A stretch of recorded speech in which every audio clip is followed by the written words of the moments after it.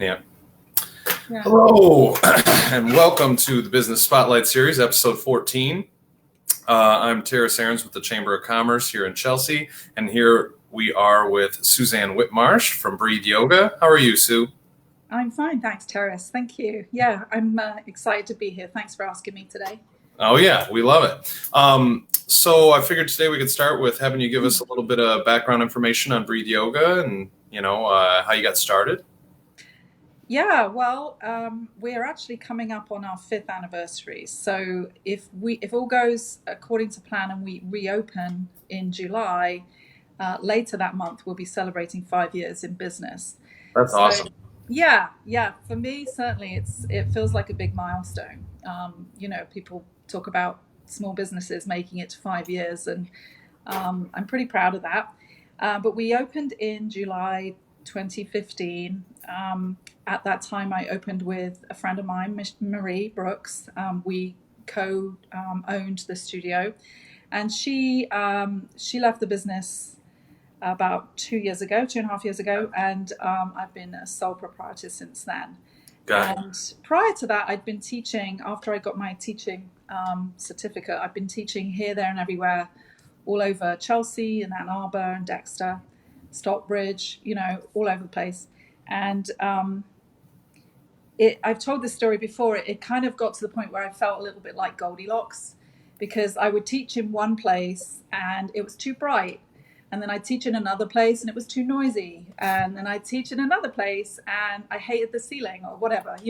Mm-hmm. So people started saying to me, well, you need your own space. So that became a reality. I wanted to create the place that was just right. Like, Right. this is just right. It feels right. Yep.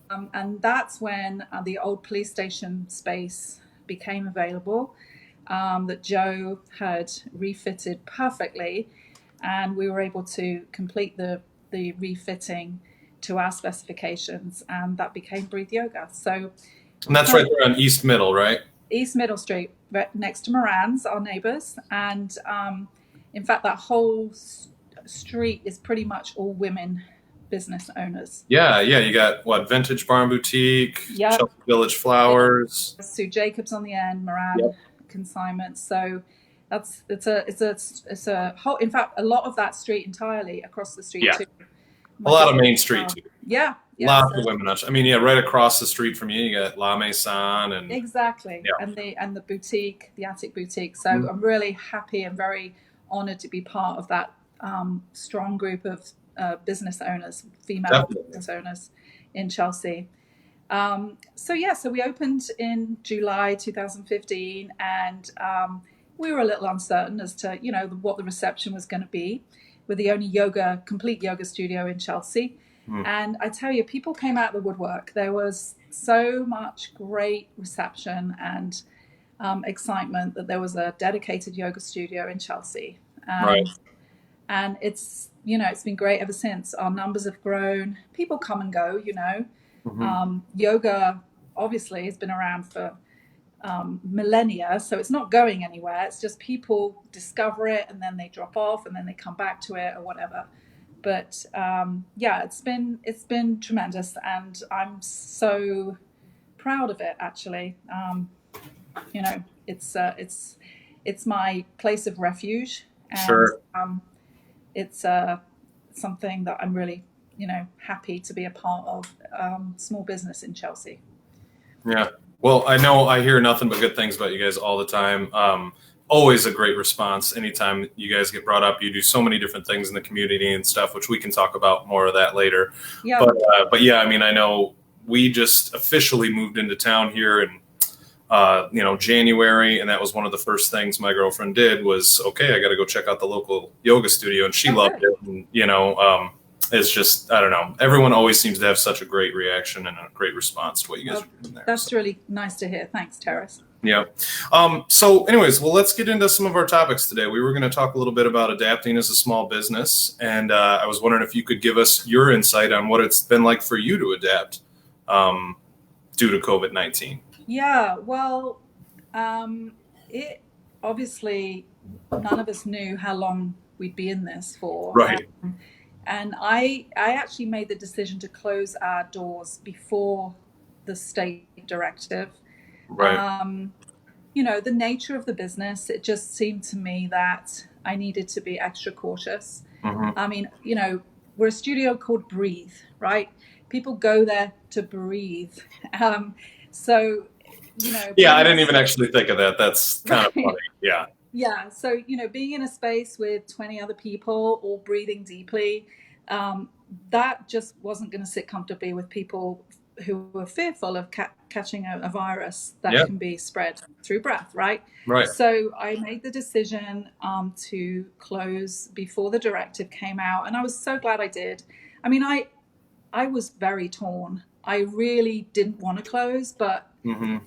my gut, which I've learned to rely on over the years, just told me that this was the right thing to do, and I was very glad that we did. And very quickly, over the course of a weekend, actually, we put changes into action so that we could pivot the business and go online. Hmm. And I mean, everybody's probably familiar with the thousands of opportunities that you can get onto YouTube and take a fitness class or a yoga class. And that seemed like that was the option. That was where we were headed. Right. And to start with, I was worried that we would just be lost in this sea of options for people. Right. But the great thing that happened was that, people want to stay with their tribe. They want to stick with their people.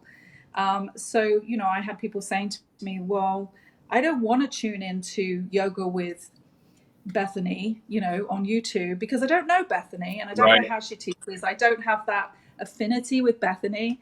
I want to take Nobody yoga. likes Bethany. Let's be honest. Right. Sorry, Bethany. Yoga, if there's a yoga teacher called Bethany out there, I apologize. But, people wanted to be with their peeps. They wanted to carry on practicing with us. So we had a really great response. The first 2 weeks that we went online through Zoom, I Right. mean, everybody's out there in the Zoomosphere now, right? I mean, it's like a whole other planet. Hmm. So we transitioned to Zoom, and for the first 2 weeks, we were offering classes for free because I just felt like the whole COVID-19 thing was such a kind of slam in the face that people needed some place to be to find ground and calm their nerves. So I wanted to make it accessible to everybody. So we did 2 weeks of free classes, and they went down really well. I had people connecting with us that we hadn't seen in years, people that had moved away from Chelsea that maybe went to live in Arizona or Right. Pittsburgh or somewhere else. So they were coming back. It was so nice. And then we had family members of our current students that are all over the world. Actually, talking about Michelle down the street, her mum, who's English, was doing Zoom yoga with us at 5 hours difference. So, we had people jumping on from all over the place. So it was very well received. And it was a little bit of a whirlwind, really. I mean, it was tough getting used to the new way of working, but I was so thrilled that we actually had that available to us. Right. I mean, I've had a business through this time. It's not been what the business looked like before, and it hasn't been, it hasn't pulled in the income that it was pulling in before. Right. But nonetheless, I've been able to stay in work and keep most of my instructors working too. That's so awesome. Yeah. So, I'm talking of my instructors. They've all been so awesome and, dare I say, flexible in pivoting and switching and changing gear. A couple of my instructors were like, I don't want to be on camera. I really don't want to do this. Please don't ask me. And after a little bit of coaching, a little bit of love, they're out there doing it. And actually, Yes. they're loving it. They've really taken to it. So it's been phenomenal. I've been so delighted. And, and I think as a small business, going back to adaptability, when you're a sort of sole business owner, you can, spin on a sixpence, if you like, or pivot on a dime, whatever you say here. What do you say? Right. Yeah. Yeah, You can I still like yours best. We'll just right. You can do that and adapt and go in a new direction as and when you need to. yeah. So it felt very exciting, even though it was very scary Hmm. and nobody knew what was happening. Nobody knew how long this was going on for. And of course, it's been overwhelmingly tragic. I mean, I still can't wrap my head around the loss of life and Yeah. what we've had to deal with and what we're still dealing with, and we don't know what the future holds. The loss of income for businesses, loss of jobs, people not being able to be together. It's been hard to fathom, quite Yeah. honestly. And there definitely have been days when I got up to start a Zoom class and I thought, God, I've just not got it in me today to be positive and happy and jolly, because that's part of what we do. Is Right. bring a sense of positivity and hope and love.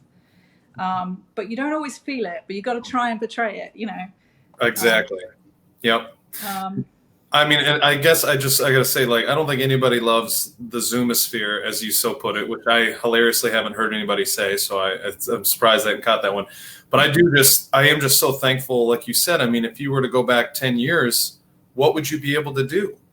You know what I mean? Like, if we weren't actually where we are technology wise, the impact that something like this stay home, stay safe would have on people would be, I mean, more detrimental than it already is. And I know that there's plenty of businesses that the capability to do Zoom means nothing, right. but for so many, it has been so helpful. I mean, look at us right now. Normally we would be doing our, after hours events and our ribbon cuttings and things like that, and we can't do that. But luckily, we can at least do this. And in all reality, this has worked out pretty well for us, and probably just kind of keep it going. But anyway, Yes. Well, that is the plan, actually, Terrace. Now you mention it. I mean, I've been keeping up with industry chat rooms and think tanks all throughout this process, and teaching yoga online is not going away. no, In fact, I just sent out a survey to all our clients this morning, asking them, do you want to continue with online yoga? Because I've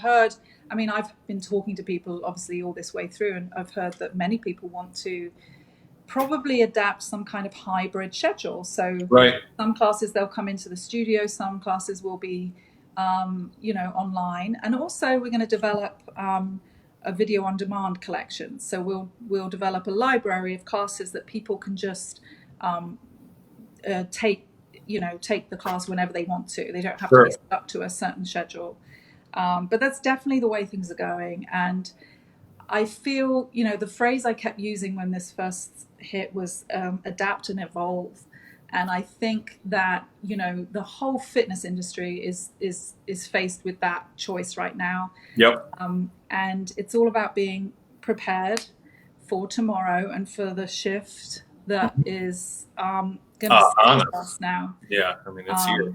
Yeah. So, but along with the adapting and evolution of the fitness industry, I hate clumping yoga into the fitness industry, but for all intents and purposes, for this purpose today, Sure. The yoga industry is part of that.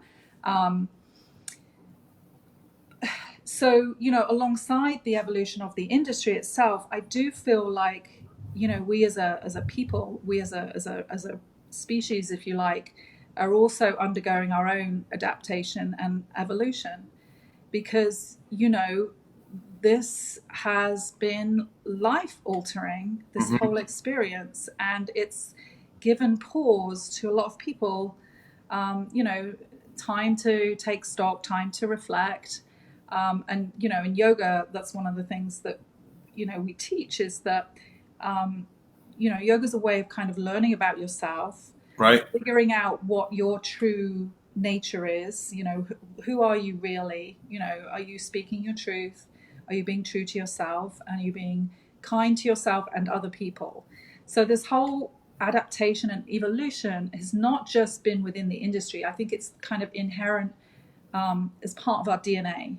right. We're having to evolve into a new species almost. And I, for one, really hope, goodness knows we need some humanity right now in our lives. Yeah. You know, and I want to give a quick shout out to all those good Chelsea peeps that are down on Main Street right now. But you know, I feel hopeful that the shift will take us in a new direction, where we really can peel back and uncover what's really important in our lives. And you know, I know that yoga really helps us do that. So you know, I feel like we're gonna come back. We're gonna reopen, looking different, feeling different for a while. Sure. It might feel a little bit off balance for a bit, but you know, yoga's all about finding balance. So I'm really confident that we can come back together, Sure. and adjust and go forward. Mm-hmm. That's great. I mean, yeah, it seems like you're talking a lot about, you know, being reflexive or reflective and like looking at yourself and how yoga helps people do that. And I think you're right on when you state that all of this is kind of force people to do it. And if they're not doing it, they might want to start trying and think about it. And maybe yoga is a good way to get there. So that's great. That does relate very well. Well, and to that extent, though, I did want to ask you about kind of your space, the space you have, not at this time being able to utilize it. And, you know, in July, the fact that you'll be able to bring people back in. And obviously you mentioned, you know, there's a lot of people that have a true value in being able to do the online, maybe have a little bit of both. But what is it about coming into the actual space that has such a strong, you know, and I know we talked a little bit about how the other ones were this and that, and you had to find your little bear bed, if you will, or however you want to say it. Yes. Yeah. So, you know, what is it about the space, and maybe not even just yours, but in general, that brings something to yoga? Well, the very first class I taught when we first opened, I mentioned before class started that, you know, my dream was to have a space that was a place for everybody to come, that was safe, and that people felt that they could feel exactly what they needed to feel in any given time. So it's a space of acceptance, both for yourself and other people, and non-judgment. So, you know, all about positive virtues, Sure. somewhere where you can come and be yourself, no matter what's happened to you during the day or during the week or whatever. You just come, be on your mat and release what you don't need, draw in positive energy that everybody else gives out. I wanted it to be a space that was supportive. And, you know, when I first started teaching there, when we first opened, you know, it was all about offering yoga instruction, you know, Right. something not concrete, but tangible, right? But very quickly, after a while, to me, it dawned on me that what we're really offering is a sense of community. You know, it's kind of a hub, a space, a place for like-minded people to come together and support one another. We have a book club. It's kind of on hiatus right now, but we have a book club, and our very first book was called Ikigai. Ikigai is a Japanese concept, and we don't really have a direct translation in English, but basically it means your purpose within a community that supports you.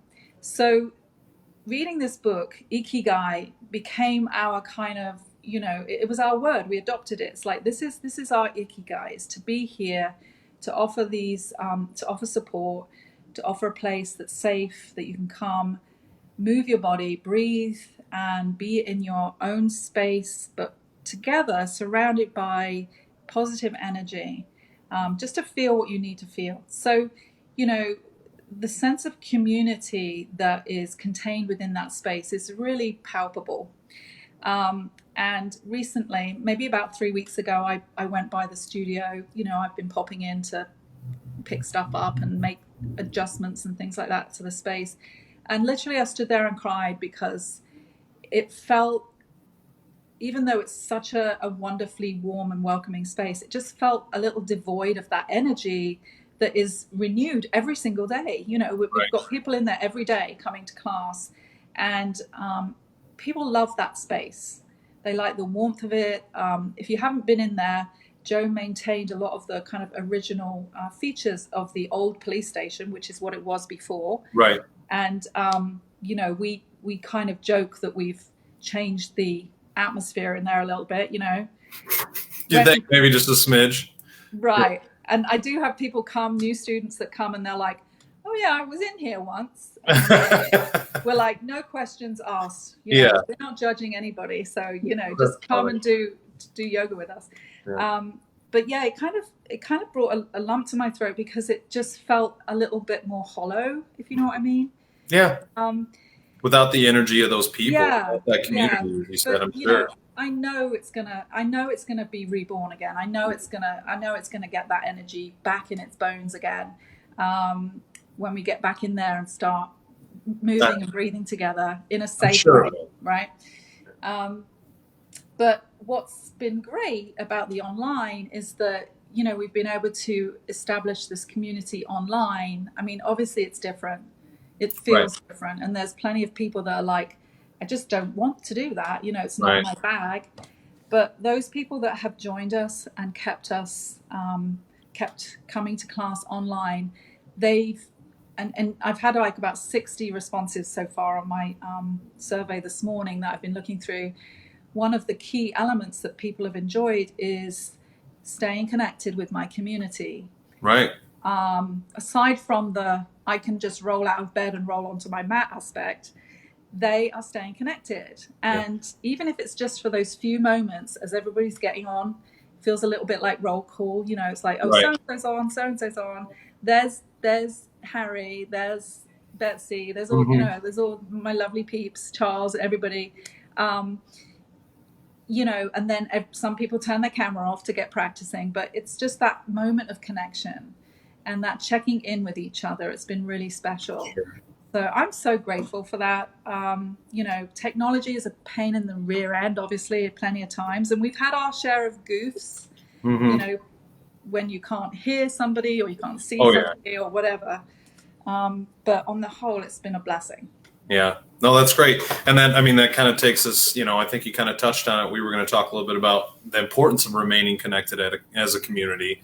And that right there, you know, says it. All these people are still wanting to do this. And like you said, there's a million options to go online and watch instructional videos for anything you want to do, you know, whether it's fix your car or yoga or exercise or whatever. But it's a nice testament to hear that they very much so would rather still be doing it with those people. You know, it's not just about the actions and the moves, but it's about that community. And that is just great. Speaking of which, you guys are doing your classes and stuff. I was wondering if you could tell us about a couple of the different types of yoga you guys are doing. Oh, well, okay. So we do a ton of different styles, actually. You know, some studios are very focused on one style or another, like, you know, Ashtanga or hot yoga or whatever. But we do lots of different styles. You know, our tagline is, if you can breathe, you can do yoga. Right. So I want to make yoga very accessible to everybody and every body, you know, so all ages, all abilities, all body types. And couple styles that we do vinyasa, which is a common one that, you know, you'll see a lot. Ashtanga, which is a very, you know, classical style of yoga. I personally teach some of the more kind of restorative types of yoga, like rest and restore, which is all about calming the nervous system. I teach Yoga Nidra, which is available actually right now as a free download on the website. Okay. Which is a deep calming relaxation, and you just lay down and I talk you through this kind of hours meditation sort of thing. We do yin, we do chair yoga for people that are less abled or maybe just, you know, just want to use a chair as a prop. Sure. Or less, or, you know, some of our seniors like that class. We do, we dip in and out of kids yoga. We do that from time to time. I was going to say, I remember that. Yeah. That comes and goes. And then, goodness, I don't know, basics. We do all sorts of styles. Sure. I teach, one of my favorite ones is Sivananda, which is another classic style of yoga, which I teach on a Sunday morning, and is just really beautiful. It includes breath work, movement, meditation, relaxation. It's kind of the whole gamut, really. So yeah, all different styles. Very cool. For everybody. And you mentioned karma yoga. Yes, karma yoga. Yeah, so karma yoga, not to get too deep into yoga philosophy, but Karma Yoga is a branch of yoga, and it translates as the yoga of service. Okay. So, in addition to all the other kind of means of practicing a yogic life, if you like, there's this thing called Karma Yoga, Karma, right? Yep. And we have had Karma Yoga in our mission since we opened, and what that looks like for us is that every month we support a nonprofit or a cause or a charity, mostly local. They've pretty much been, 80% local, maybe 90% local. Mm-hmm. And we bring awareness to that nonprofit and raise money. So sometimes we hold specific classes for that nonprofit, or we, have somebody come and speak from that nonprofit. Right. And we have a jar on our counter that is solely to collect money for that, and all our mat rental fees. So if somebody comes to the studio and they don't have a mat, we charge them $2 to rent a mat, but it doesn't go to us, it goes to the nonprofit. So now during these last couple months when we've been practicing from home, we've been continuing with our Karma Yoga, and this month in particular, we've been raising money for the frontline staff at St. Joe's Hospital, in conjunction with the farmers market and the local CSA market farmers. What we're trying to do is collect lots of money so that we can buy a huge, great basket of fresh produce at the end of this month and drop it off at St. Joe's, and everybody can have a share of fresh fruits and vegetables. That's awesome. So that's what we're working on at the moment. So if anybody's interested in donating, just go to our website, go to Community Karma Yoga, and there's a contribution button there. And we've also been offering free yoga to frontline workers and essential workers throughout this time, actually. See, this is the stuff I'm talking about. Everybody always has good things to say because you guys are so involved in the community. You move so much beyond just, hey, this is a yoga class. It really is it's becoming an institution, if you will, here in Chelsea. And I just think it's so cool. Thank you. There's lots of people doing lots of stuff for St. Joe's and for all the, frontline workers. And the fact of the matter is there can't be too much. So it's great that it's just happening all over the place, and tying in the farmers market is such an excellent idea. I figured, I'm lucky enough to have Emily Griswold on the team of instructors at the studio, and obviously she's the farmers market manager. Yes, she is. I very much value partnering with everybody in the town, and seeing where we can help and work together. So it was something that we worked on, coming up with the idea together, because I figured it would help not only the frontline workers at St. Joe's, but also these farmers that perhaps have been struggling to maintain their income levels over this time. So, really happy to work with people and support causes like that. That's part of the mission. It always has been. Right. The very first class that we did before the first paying class was to raise money for the Triple Crane Monastery that had just moved into town when we opened. So is that out on north of town? Yes. Yeah, Workner Road. It's Workner. out there. Yes. Yeah, that's what I thought. Yeah, beautiful folk there. And so ever since then we've been trying to raise money. We raise money for the Barn Sanctuary, for love the Barn Sanctuary. Yeah, absolutely. Yeah, they're great. Have you been watching the show at all? I have been watching the show. It's a little bit of a staple on a Saturday night right now. It brings a lot of joy in this time. So I have been tuning in. It's been great. I love it. I love the Roosters. It's just hilarious. I know Matt McKernan pretty well from my days in real estate, and he was commenting one day about how it's Chris, right? That's the main character. Yeah, or the Dan is the Dan. son that founded it, and Chris is his twin brother that's helping. That's right. I mixed him up. Apparently he is truly terrified of roosters. And so whenever you see him in there just running around, that just cracks me up. I don't know. I just love that stuff. I know. Roosters are mean. They really are. Can be mean, but they must have a soft side though, right? Yeah, I'm sure. Why not? Hug a rooster today. Yeah, there we go. If you dare. Something. Well, Hey, I did want to add, you have a little bit of an availability. We've got your email up in the comments, and people can email you as well if they want to acquire gear, basically, if you will. Yeah. We'll see. Well, what was the word you used to call it, though? It wasn't gear. Props? Props, yeah. Props. We've been doing this shop for props promotion. Yeah, props. We love props. Props are really helpful in a yoga practice. And we have a ton of them in the studio. And we have been, because we've been at home for so long, practicing at home, people are sort of like, okay, maybe I do need to buy a blanket or a block, or a strap. Mm-hmm. So I'm offering either retired props, lovingly used retired props that we've reconditioned for sale, or new. You can buy new props too. Nice. So we did a little promotion on that last week when we did the Shop Michigan, Chelsea, Michigan promotion, which thank you for supporting us for doing that. And we're going to do another kind of revisiting of that next week. That's awesome. Yeah, but yeah, I mean, if it's also a really nice way of people supporting the studio too, because selling some stuff through the studio really helps. But yeah, and we're continuing to stream, like I said, through June into July, and then after at that point will be like a hybrid schedule.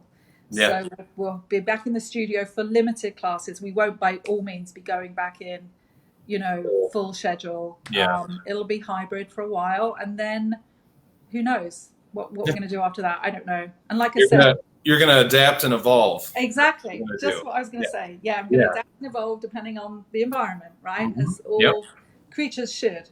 That's what we got to do with everything right now. Yeah, exactly. Personal lives, jobs, everything. Yeah. But I did want to mention as well, going back to partnerships, I've just secured a couple spots up on Palmer Commons. We're going to do some outdoor yoga this summer, starting hopefully next week. Oh, that's awesome. Yeah, because the city has very kindly offered local businesses some space up at Palmer Commons. So outdoor yoga is perfect. And of course, we'll socially distance, but being outside is just going to be great, and practicing together. So that's coming up. And then we also partner with the library too. So we often do a few classes with the library during the course of the year. Next week, I'm going to be teaching Yoga Nidra that I talked about briefly. That's on the 15th. And then the week after that, one of our teachers, Miss Chris, is going to be doing a kiddies class. All right. Yoga story time. So, we are partnering with other people, and you will see us out and about in other guises. So we're doing the best we can to keep everybody engaged and active and healthy. Yeah. Well, and that's the one nice thing about all this. One thing that doesn't suck about all this, let's put it that way, is the outdoors is the safest place to be, and who doesn't love to be outdoors? So exactly. It's like the outdoor seating that we're hopefully going to be acquiring for restaurants, the outdoor shopping at Palmer Commons. I mean, everybody loves that stuff anyways. I can imagine yoga outdoors has got to bring an extra amount of, another layer of calming, being part of nature and all that. Hearing the leaves in the trees and whatnot. Yes, and actually that reminds me of another program that we have called Yoga Out Yonder. We haven't got any specific dates this year, but quite often we'll go out to Waterloo and do a hike and yoga in conjunction. That's awesome. Yeah, so I'm hoping to reestablish that. The only problem with that is it gets a little buggy out there in the thick of summer. So we might get one in before the flies get bad, but perhaps at the end of summer we'll be back out there. Yeah, you guys can just douse yourself with bug spray or something too. It does get bad out there, I know. It does. July and August get a little bit bad. I always talk to people about hiking, and they're always like, "Oh, we're gonna go for a hike," and I'm like, "In July? Like, I don't hike in the summer. I hike in the winter, fall, spring. Like, I ain't going out there in tick season. You crazy?" Oh, ticks too. Yeah, I hate them. I had one crawling on my arm yesterday. Oh my gosh. It just makes you have the heebie-jeebies for like a day. Totally, it's terrible. Totally. Yeah. I know, but yeah. So there's lots of opportunities to move and breathe and be together but apart. Well, that seems like a great place to wrap it up right there. I couldn't agree more. And it's so cool that you have so many different things going on. For everybody tuning in, we've put the website and Sue's email. So if you need supplies or you want to enroll in some classes or see about the new events coming up that are going to be outdoors, You can find all that there, or obviously always feel free to reach out to the chamber and we can put you in touch. So I want to thank Shasta Grifka for sponsoring and facilitating, as always, with Grifka Marketing. And thank you, Susan, for joining us today. And thank you for all you do at the chamber. You no, guys are no awesome. problem. Yeah, we love it. I couldn't be happier with this organization and this town and this community. And truthfully, all of this has really just made all that more obvious to me. You know, what a great place Chelsea is. I couldn't imagine being stuck somewhere else right now. So it's great to be here. So, yep, thanks again. Thanks to everybody for tuning in. And we'll see you next Wednesday at 3 for our next Spotlight series. Goodbye. Namaste. Namaste.